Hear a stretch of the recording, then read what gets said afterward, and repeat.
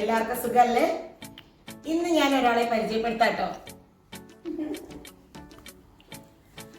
ഇതെന്റെ അമ്മയാണ്. ഞാൻ ഭയങ്കര സന്തോഷത്തിലായിരുന്നു, അത് പറയാൻ മറന്നു കേട്ടോ. ഞാൻ അമ്മയെ ഒരു 1.5 വർഷത്തിന് ശേഷം ഞങ്ങൾ കണ്ടത്.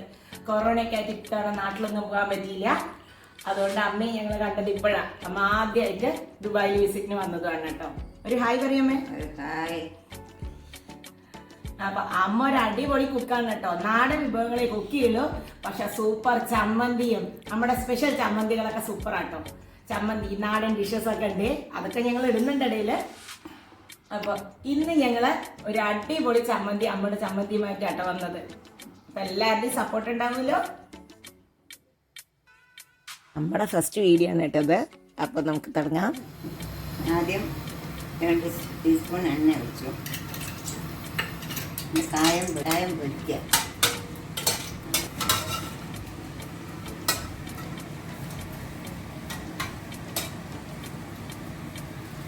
കായം പൊരിഞ്ഞാൽ കൊത്തമല്ലി എത്ര ഒരു കപ്പിലേക്ക് സ്പൂണിൽ 1 ടീസ്പൂൺ കൊത്തമല്ലി.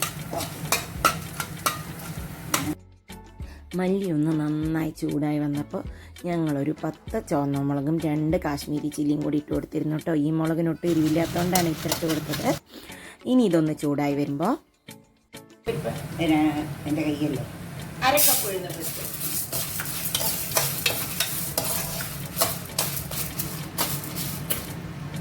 കപ്പ്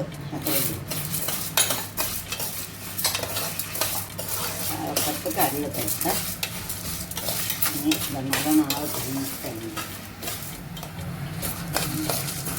കളറ് മാറി തുടങ്ങുന്നത്. ഇനി നമുക്ക് തേങ്ങ ഇടാറായി. ഒരു 1/2 കപ്പ് തേങ്ങയും കൂടി ഇട്ടിട്ടുണ്ടല്ലേ. ഇനി ഇത് എത്ര വറക്കണം? നല്ലോണം ആവട്ടെ, കളറായിക്കോട്ടെ. തേങ്ങയും കൂടി നന്നായിട്ടാവണം, അപ്പോഴേ അതിൻ്റെ ടേസ്റ്റ് ശരിക്കും വരുള്ളൂ. തേങ്ങ കുറച്ച് കേട് വന്നാൽ ഉപയോഗിക്കാം കേട്ടോ അമ്മ പറയുന്നത്. കേട് വരാൻ തുടങ്ങിയ തേങ്ങ കേട് വന്നതായാലും നമ്മൾ വറുത്തെടുക്കുന്ന മാതിരി ഉണ്ടാവും അതിൻ്റെ ടേസ്റ്റ്.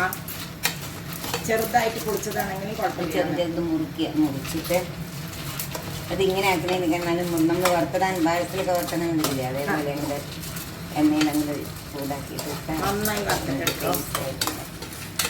ഇത്തിരി ഒന്ന് കേട് വന്നാലും ഒരുവിധമായി ചുവപ്പ് കളറായി ഓഫ് ചെയ്യാണ്. പുളി ഇത്ര പുളി വേണം. ഓഫ് ചെയ്തു.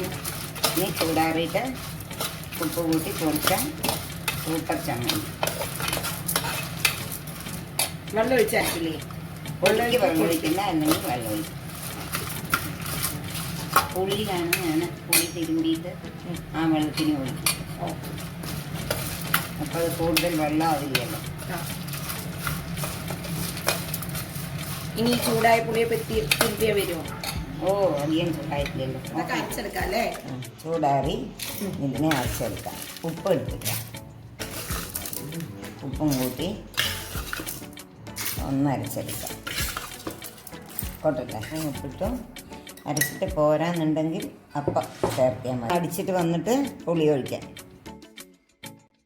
നമ്മളാ പറക്കംപെട്ട പുളിയാണ് വെള്ളത്തിൽ കലക്കിയിട്ട് ഒഴിക്കുന്നത്. കുറച്ച് വെള്ളത്തിൽ കലക്കിയിട്ട് ഇതിനെ ഒഴിച്ചിട്ടുണ്ട്. ഇനി അരച്ച ഓരെങ്കിൽ വെള്ളം തരാം, ഓരെങ്കിൽ കുറച്ചുകൂടെ വെള്ളം ഒഴിക്കണം. അപ്പോൾ വേണ്ട, അരച്ചിട്ട് വരും. നല്ലൊരു ചമ്മന്തിയായി, കഞ്ഞിയും ചമ്മന്തി.